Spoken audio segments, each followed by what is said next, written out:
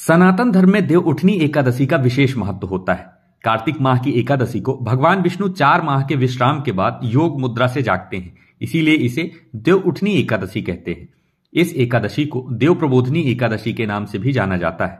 पंडित देवानंद जी ने बताया कि इस दिन भगवान शालिग्राम और तुलसी माता का विवाह भी किया जाता है। तुलसी पूजन से बड़े ही शुभकारी लाभ होते हैं और व्यक्ति के घर फैले वास्तु दोष और नकारात्मक ऊर्जा का नाश होता है। तो आइए जानते हैं तुलसी पूजन से जुड़े लाभ और इसके उपाय। किस तरीके से हमें तुलसी विवाह संपन्न करना चाहिए और इसके क्या लाभ होते हैं, तो इस वीडियो में हम जानेंगे। तो तुलसी के पौधे के चारों ओर सबसे पहले आप गन्ने का मंडप तैयार कर लें। मंडप तैयार करने के बाद उस पे आम और गेंदे के तोरण बांध दें।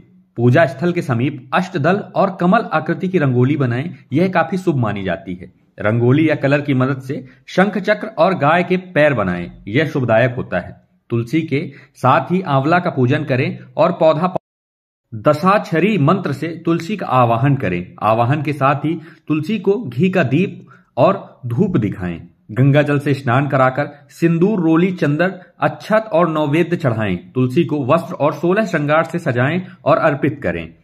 तुलसी हरि प्रेयसी हैं और लक्ष्मी स्वरूप हैं, इसलिए लक्ष्मी अष्टोत्र या दामोदर अष्टोत्र पढ़ें।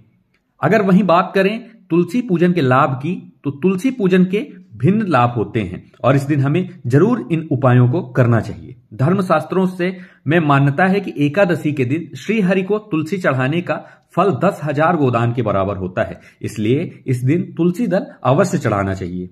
इस दिन निसंतान दंपति के तुलसी नामाष्टक पढ़ने से संतान सुख की प्राप्ति होती है। साथ ही तुलसी नामाष्टक के पाठ मात्र से सिर्फ शीघ्र विवाह होता है और रिश्तों में मधुरता आती है। जिन लोगों को विवाह दोष होता है, उनका विवाह नहीं हो रहा होता है, उन्हें नामाष्टक, तुलसी नामाष्टक का पाठ अवश्य करना चाहिए। तुलसी विवाह के दिन श्री हरि और माता तुलसी के विवाह के पश्चात कलश भर के घर में प्रवेश करने से धन की कमी कभी भी नहीं आती है। वहीं अगर नौकरी पेशे में बरकत की बात की जाए, तो नौकरी पाने, कारोबार बढ़ाने के लिए गुरुवार को श्यामा तुलसी का पौधा पीले कपड़े में बांधकर ऑफिस या दुकान में रखें, मनोवांछित फल की प्राप्ति।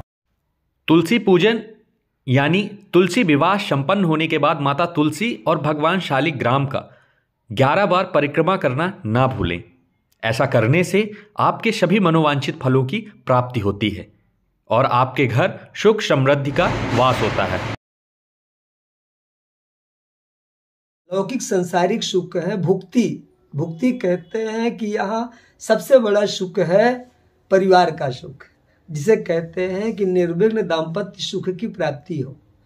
तो लौकिक सुख की कामना लोग तो तपस्या किए हैं। हमारे पुराना इतिहास कहता है कि पत्नी पाने के लिए लोगों ने तपस्या की है।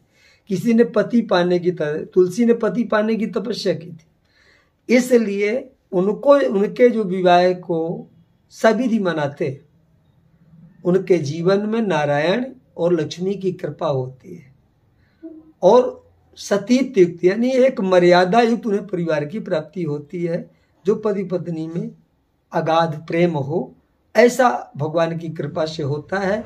क्योंकि गोपियों ने भगवान की आराधना भी की थी और उन्हें भगवान से मांगा भी था, जिसके लिए कहा भी जाता है श्रीमद् भागवत में कि उनकी गोपियों की आराधना पति प्राप्त के लिए ही थी।